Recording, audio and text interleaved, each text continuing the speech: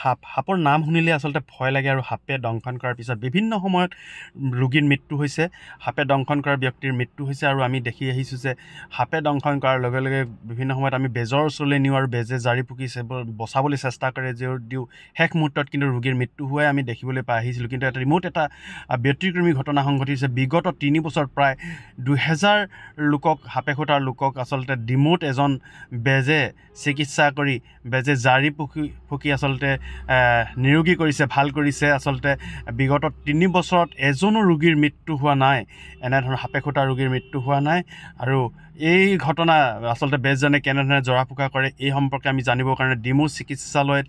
সোমাব লাগিব চিকিৎসালয়ত এগৰাকী সাপে খুটা ৰোগী আছে আৰু ৰোগীৰ লগতে আমি প্ৰথমতে কথা পাতি লওঁ এইগৰাকী ৰোগীক আচলতে সাপে দংশন কৰিছে ডিমৌত চিকিৎসাধীন হৈ আছে এটা কেনেকুৱা এই আঙুলিটো থৈ দিছে কি সাপ আছিলে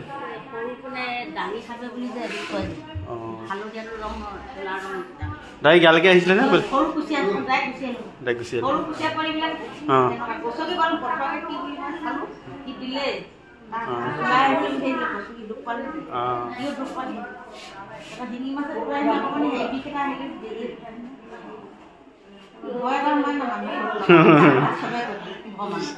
চবেই ইয়ালৈকে পঠিয়াই দিলে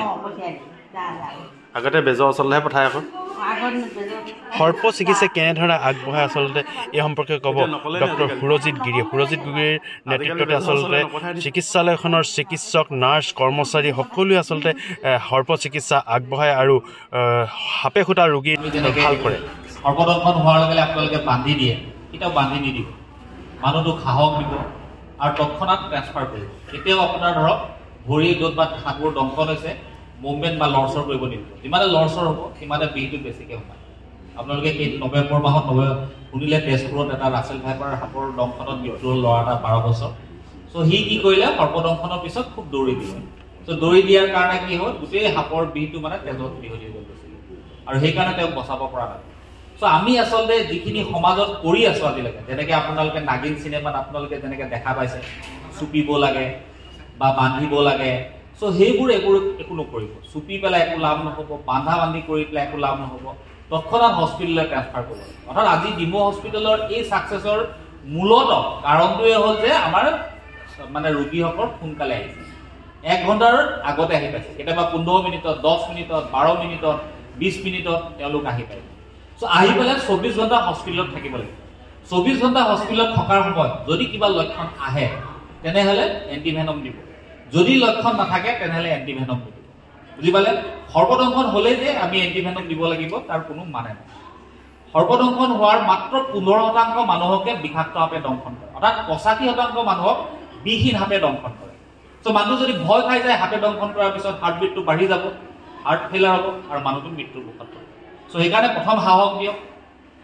একো মানে ভৰিটো বা হাত পাত য'ত দংশন আছে লৰচৰ নকৰিব বা বান্ধিব নিদিব তৎক্ষণাত হস্পিটেল আহিব আৰু এটা আমাৰ মানে ছাকচেছৰ কাৰণটো হ'ল যে আমি সৰ্পদংশন কৰবাত হোৱাৰ লগে লগে আমি খবৰ পাই আমাৰ ইয়াত আছে ভেনম ৰেছপন্স মানে যোনে যোনে ভেনম ৰেছপন্স টিম হ'ব পাৰে মানে আপোনাৰ ধৰক পাব্লিকো হ'ব পাৰে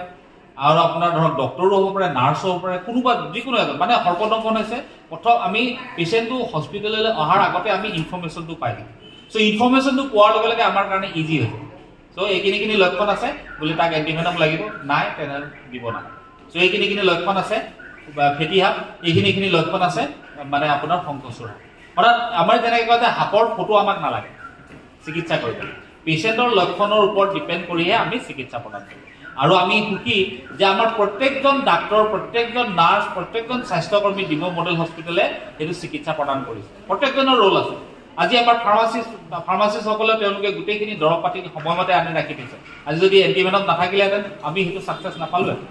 আৰু তাৰ লগতে সৰ্পদংশনৰ আপোনাৰ 95% মানুহ খুব দুখীয়া মানুহ থাকে তেওঁলোকক আমি একো দৰৱ কিনি দিব বুলি যদি আপুনি আজি দিয়ে তেনেহ'লে আপুনি আপোনাৰ ওচৰলৈ মানুহজন নাহে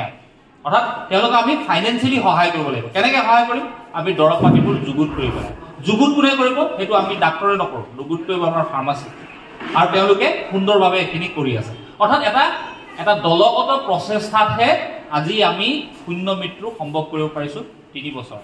আৰু যদি কোনো যদি আমাৰ মানে এনেকুৱা নহয় যে আমুকে কৰি আছে মই নকৰোঁ, তেনেকুৱা নহয়। প্ৰত্যেকজন ব্যক্তিয়ে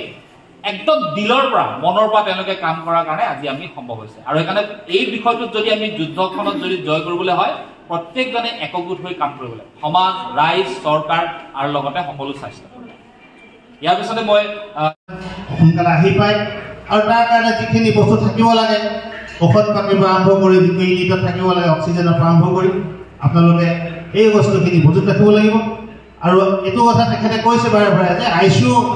মেণ্ডেটৰী নহয়, কিন্তু কেতিয়াবা নিউৰটক্সিক এফেক্ট খুব বেছি হ'লে এই ICUৰ প্ৰয়োজন হ'ব পাৰে। গতিকে সেইটো এটা ব্যৱস্থা থকাটো মই ভাবোঁ অলপ কেতিয়াবা জৰুৰী হয়, সকলো ক্ষেত্ৰতে নহ'ব পাৰে। কিন্তু যি কি নহওক আজি এই শুভক্ষণত আমি সকলোকে ইয়াত সমবেত কৰি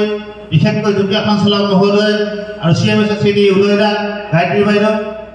এইসকলৰ আৰু আপোনালোকৰ সকলো মিডিয়া পাৰ্চনৰ পৰা আৰম্ভ কৰি ৰাইজ ইয়াত গোট খাই আজিৰ দিনটোত আমি যে একলগ হৈ আমি এইটোৱে সংকল্প ল'ব লাগিব, অদূৰ ভৱিষ্যতলৈ যাতে আৰু সৰ্বদৰ্শনত আৰু মৃত্যু সংখ্যাটো মানে আমি যদিও ধৰক ইয়াত অহা সংখ্যাটো ধৰিব পাৰে, গোটেই সমগ্ৰ অসমতে যাতে 0 আমি কৰিব পাৰোঁ, তাৰ একক প্ৰচেষ্টাৰে আজি এইখন মঞ্চৰ পৰাই, এইখনৰ পৰাই, প্লেটফৰ্মৰ পৰাই আমি আগবাঢ়িব লাগিব আৰু সংকল্প লাগিব। ইয়াকে কৈ মোৰ চমু বক্তব্য। ধন্যবাদ দীপক ছাৰ।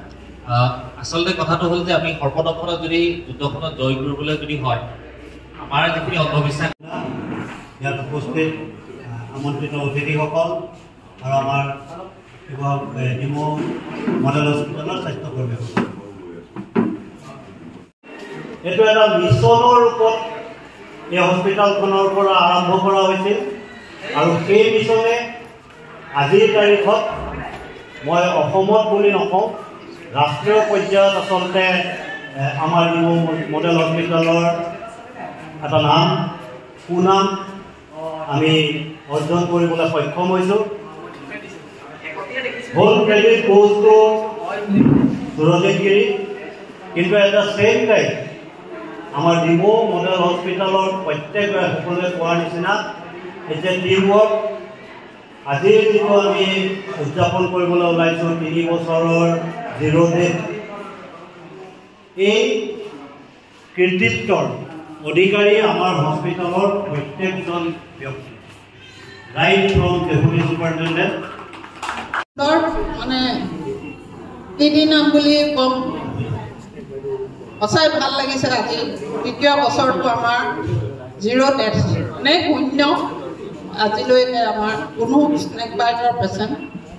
ঢুকোৱা নাই। আজি সেই উপলক্ষে আমাৰ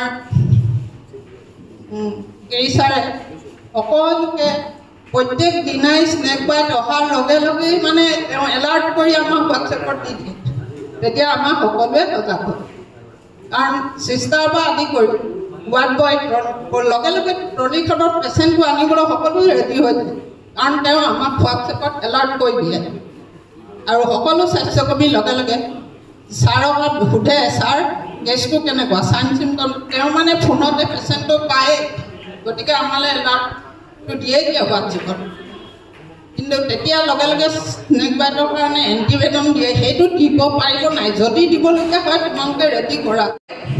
আমি সাপে ফুটাৰ পাছত প্ৰায় 2000 ৰোগী ডিমৌ চিকিৎসালয়লৈ বিগত 3 বছৰ আহিছিল। আৰু এই 2000 ৰোগী আটাইসকল ৰোগী আচলতে জীৱন বচাই থাকিলে ডিমৌৰ এইসকল চিকিৎসক কৰ্মীৰ বা চিকিৎসক দলৰ প্ৰচেষ্টাত, আৰু যি কাৰণে আচলতে এই 3 বছৰ 0 মৃত্যুৰ কাৰণে আচলতে তেখেতসকলে উদযাপন কৰিছে। দিনটো উদযাপন কৰিছে, হেট্ৰিক হৈছে 3 বছৰত এজনো ৰোগী সাপে ফুটা ৰোগীৰ মৃত্যু হোৱা নাই, এটা বিৰল ঘটনা বুলি ক'ব পাৰি। এই যি ঘটনা আচলতে অকল অসম বা শিৱসাগৰ জিলা বা ভাৰতৰে নহয়, গোটেই বিশ্বৰ ভিতৰতে এটা অভিলেখ সৃষ্টি কৰিছে। কাৰণ সাপে ফুটাৰ ফলত বিশ্বৰ বিভিন্ন প্ৰান্তত বিভিন্ন সময়ত লোকৰ মৃত্যু হয়, কিন্তু ডিমৌৰ দৰে এখন গ্ৰাম্য চিকিৎসালয়ত এজনো সাপে ফুটা ৰোগীৰ মৃত্যু হোৱা নাই। তাৰ কাৰণে আচলতে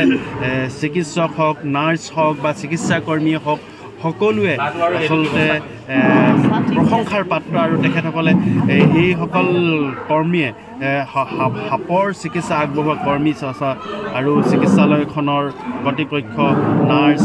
বা শুভাকাংক্ষী সকলোৱে লগ লাগি আচলতে উদযাপন কৰিছে দিনটো আৰু এনেধৰণে যাতে অকল ডিমৌ বুলি নহয় সমগ্ৰ অসমৰ বা সমগ্ৰ হাতে খুটা লোকসকলকে যাতে মৃত্যুমুখৰ পৰা বচাব পাৰে তাৰ কাৰণে আচলতে তেখেতসকলে প্ৰচেষ্টা